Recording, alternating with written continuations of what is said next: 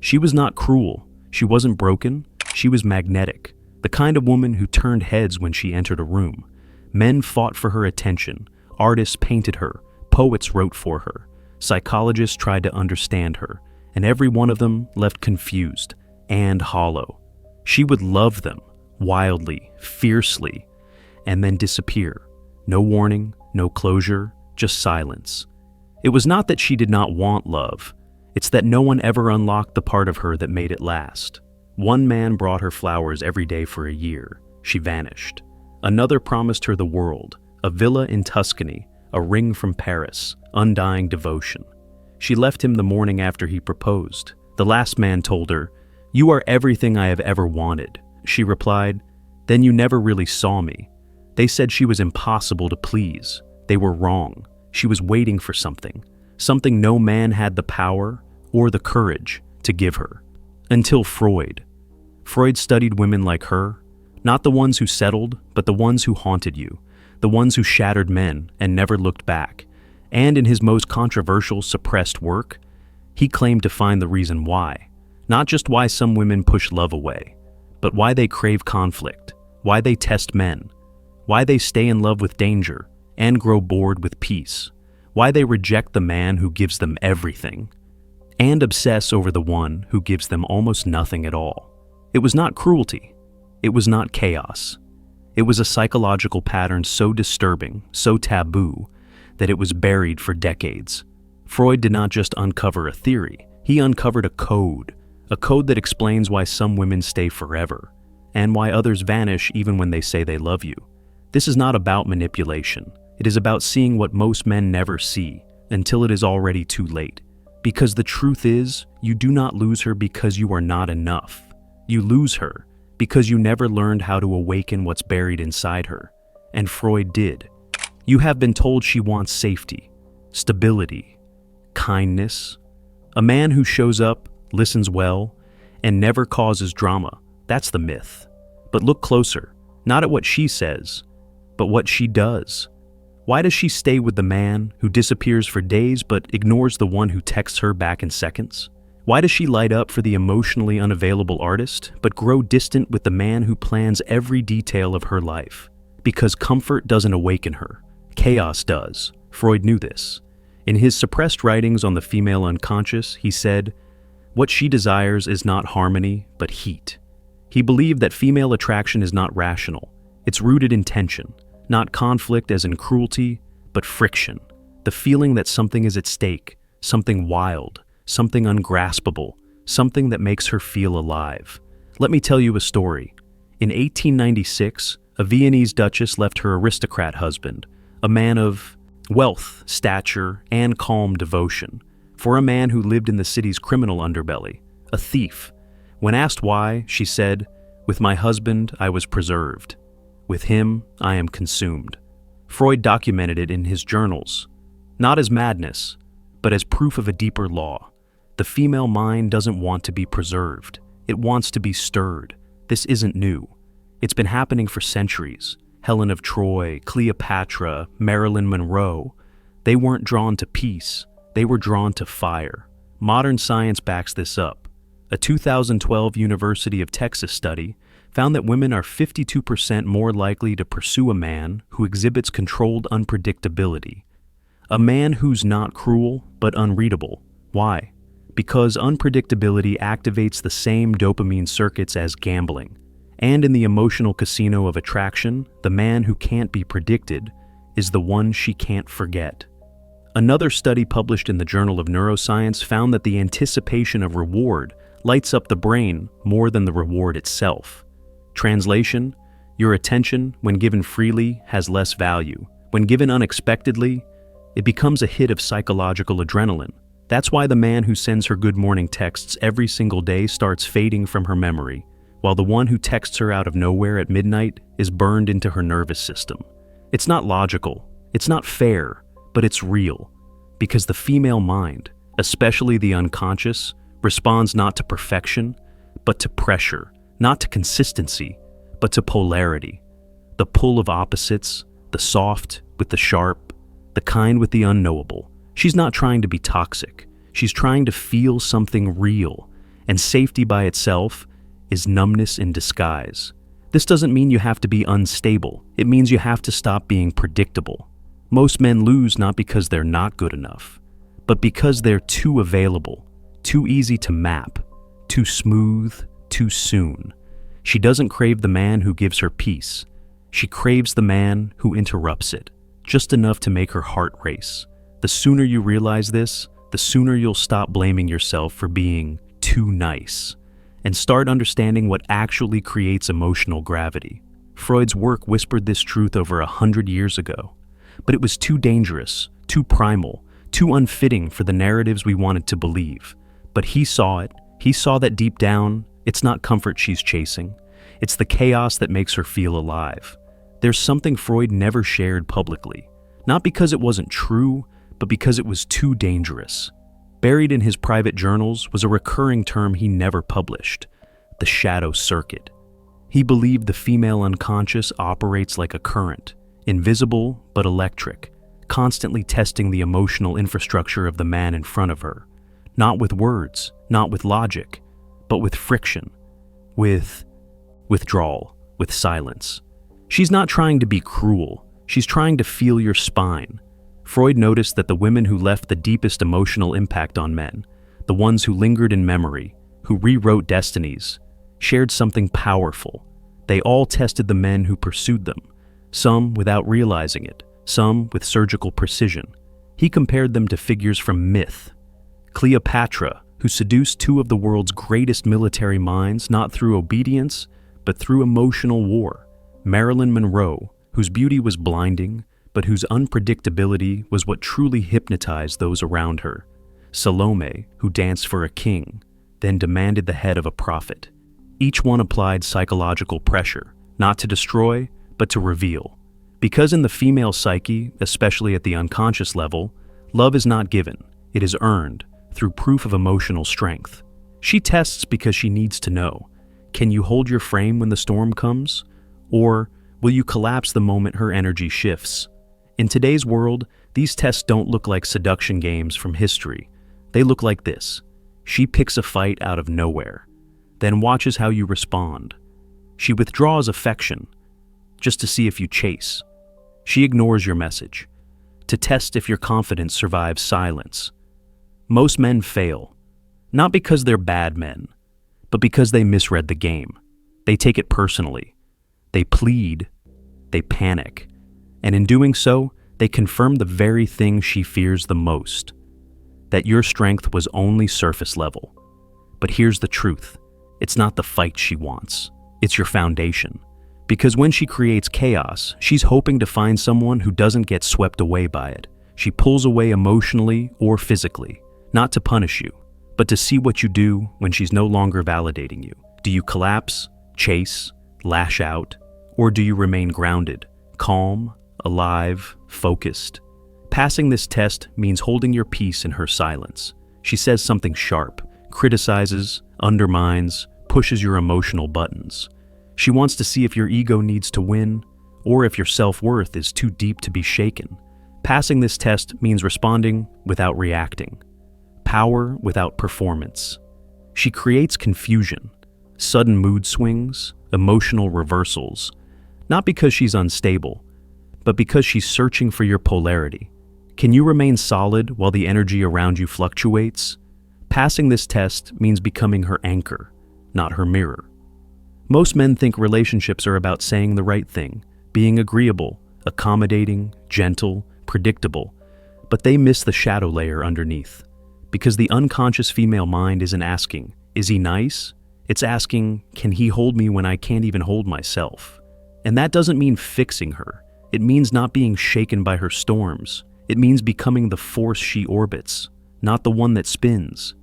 With her, Freud called this the unseen architecture of seduction. Not tricks, not manipulation, but the ability to remain rooted, even when she's trying to knock you off center. Because here's what most men never realize. When she starts testing you, she's not trying to push you away. She's trying to find out if you're worth coming closer to. Freud once treated a woman whose voice could stop time, an opera singer, adored, wealthy, worshipped. Men wrote her sonnets, royalty invited her to private concerts, but she threw it all away. For a penniless poet who rarely spoke to her, he would vanish for weeks, return without apology, say little, then leave again. Yet when asked why she chased him, cried for him, abandoned her own world for him, she said one line: "When he's near, I feel alive. When he's gone, I feel hollow." Freud didn't call it love. He called it intermittent reinforcement. And he realized the human brain isn't addicted to affection. It's addicted to the pattern of unpredictability. This is what makes slot machines so powerful. They don't reward you every time. They reward you sometimes, randomly. And that randomness is what makes you keep pulling the lever. A 2014 study from Harvard confirmed this. The brain's reward system fires harder for unpredictable rewards than for consistent ones. Not the reward itself, but the anticipation, the hope, the maybe. And in relationships, the same mechanism applies, not just to toxic love, but to emotional rhythm. The man who gives everything all the time without contrast fades into background noise. The man who disappears completely becomes a ghost.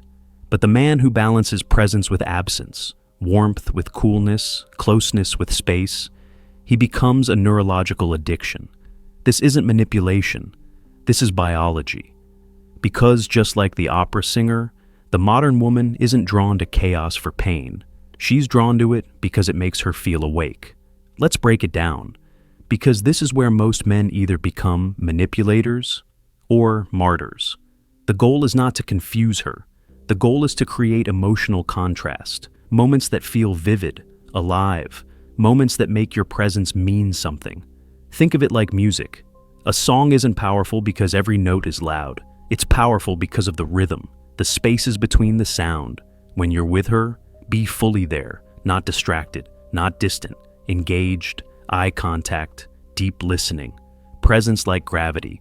Let her feel your attention, but let her feel it as a gift, not a default. Pull back, not as punishment, but as mystery. Let her miss you. Let silence stretch. Let curiosity grow.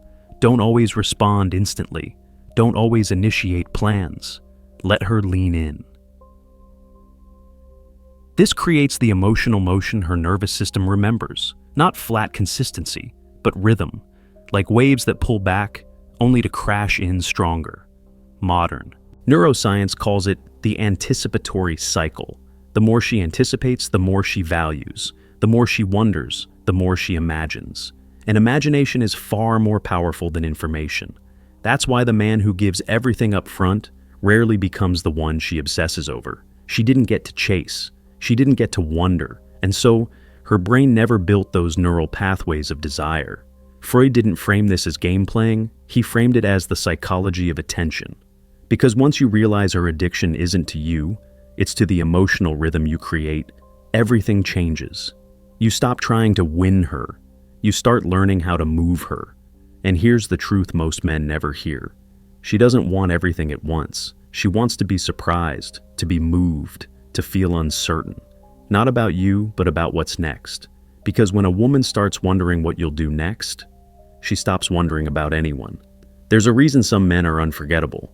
And it's not because they were the most handsome, the richest, or the most available. It's because they awakened something inside her that no one else could reach. Freud hinted at this. Jung developed it. And modern psychologists like Esther Perel confirmed it. The most powerful form of attraction isn't rooted in what you have. It's rooted in what you uncover. In her. Not who you are, but who she becomes in your presence. This is what Freud called emotional alchemy. The ability to turn latent desire into obsession through transformation. Not by being perfect, but by being the mirror that reflects back her unrealized self. In 1909, Freud studied a renowned sculptor. He was average-looking, abrasive at times, emotionally distant. But woman after woman, all brilliant, beautiful, socially adored, left everything to follow him. Why? Because he didn't try to possess them. He reshaped them. He saw something in them before they saw it in themselves. One woman, a shy heiress, described it like this. With other men, I was admired. With him, I evolved. I became someone I had only imagined in dreams. This wasn't manipulation. This was activation. He didn't praise her beauty. He challenged her boredom. He didn't flatter her. He confronted her potential. And in that friction, she became addicted to the version of herself he awakened. Modern psychology echoes the same idea. Esther Perel, a world-renowned relationship therapist, calls it self-expansion, the drive to become more through intimacy. A 2018 study published in the Journal of Personality and Social Psychology found that people are most drawn to partners who expand their self-concept. Not just those who make them feel loved, but those who make them feel more alive, more capable, more dynamic. And women, especially those who've outgrown shallow relationships, seek this deeply. They don't want a man who keeps them safe. They want a man who disrupts their story and replaces it with a more powerful one. Most men reflect what she already knows. You're beautiful. You're so kind. You're amazing. It's sweet. It's safe. It's forgettable. But the rare man reflects back what she hasn't yet become. He looks at her and sees the ambition she's hiding, the sharpness she suppresses, the creativity she silences to be accepted. And instead of idolizing her current self, he speaks to her future self. That's the man she can't let go of, not because he completed her, but because he revealed her. You don't need to be cruel, you need to be clear. Instead of saying, "You're so talented," say, "You're hiding what you really want to do, and you know it." Instead of saying, "You're beautiful," say, "You use beauty as armor. What are you protecting?" Instead of agreeing with her excuses, challenge the limitations she's been trained to accept, not with judgment, but with precision. This creates friction, and friction creates fire, not the destructive kind, but the kind that burns away the old version of her and makes room for the one she's secretly starving to become. He sees beyond her surface, into her blueprint. He doesn't worship her, he summons her. When she's around him, she thinks bigger, moves differently, dreams louder. He confronts her comfort zone. He calls out her self-deception. He makes her uncomfortable, not because he's mean, but because he won't let her stay small. He changes the way she sees herself. After him, she can't go back to the old version, because he made her feel more capable, more dangerous, more alive. These men don't seduce with words. They seduce with identity transformation. And once a woman associates you with a version of herself, she never wants to lose. She won't want to lose you either. Here's the real truth. Attraction doesn't last when it's about what you can give her. It lasts when you become a doorway into the version of herself she's never been brave enough to meet. And if you can become the mirror that shows her who she could be, she'll never forget the man who handed her the reflection. Freud's final discovery wasn't about dreams, desire, or dysfunction. It was about memory. Not the kind you think about, but the kind your nervous system never forgets. He called it psychosexual imprinting, the idea that under certain emotional and psychological conditions, a person becomes permanently etched into your internal world, not as a memory, but as a biological signature, and it explains why some women walk away easily, while others stay with men who hurt them, ignore them, or even devastate them, because something stronger than reason is at play. Freud described one woman in his private journals. She was intelligent, socially powerful, and self-aware, yet she stayed. With a man who mocked her publicly, disappeared for days, and made her cry more often than smile. When Freud asked why, she whispered, "Because when I'm with him, I feel like myself." He wasn't her fantasy. He wasn't even kind. But he activated something primal, not love, but imprint. Modern neuroscience confirms it. There is a critical window, usually within the first 3 to 6 months of intense connection, when the female brain makes a decision, lock in or let go. If you trigger deep emotional spikes during this window, especially moments of contradiction, pleasure plus pain, connection plus distance, validation plus mystery, you create a neural bond that overrides logic. A 2016 Yale study found that relationships involving emotional turmoil early on actually resulted in stronger long-term attachment. Why? Because the brain rewrites its own story to justify the intensity. It assumes this must be important because it cost me something. This is called effort justification, and it's how casinos, cults, and, yes, unforgettable men create loyalty. This doesn't mean being toxic, it means being unforgettable. You must create emotional contrast so sharp, so charged, that her nervous system remembers you at a cellular level. The spontaneous midnight adventure. The honest conversation that left her breathless. The unexpected silence after deep intimacy. The moment you looked her in the eyes and said, "You're playing small," and you know it. You don't need to manipulate. You need to disrupt her comfort in a way that feels sacred, because the man who only brings pleasure becomes background noise. But the man who takes her from laughter to fear to awe in a single night, he becomes a myth. Every woman is writing a story, not about her life, but about who she is becoming. If you want to be the man she never forgets, don't become her comfort, become her catalyst. Push her where no one else dared. See her in a way no one else has. Call out the version of her that terrifies and excites her at the same time. Because once she links you with her evolution, you stop being a man and become a symbol, and symbols don't fade. Most men try to win her, the rare ones change her, not with promises, not with perfection, but by being the force that shattered who she thought she was and revealed who she could become. So if you want her to stay, if you want to be the name she never erases from her memory, don't try to be safe. Be the story. Be the transformation. Be the man who made her feel like no one else existed. Because in the end, it's not love that binds her. It's the man who became her turning point.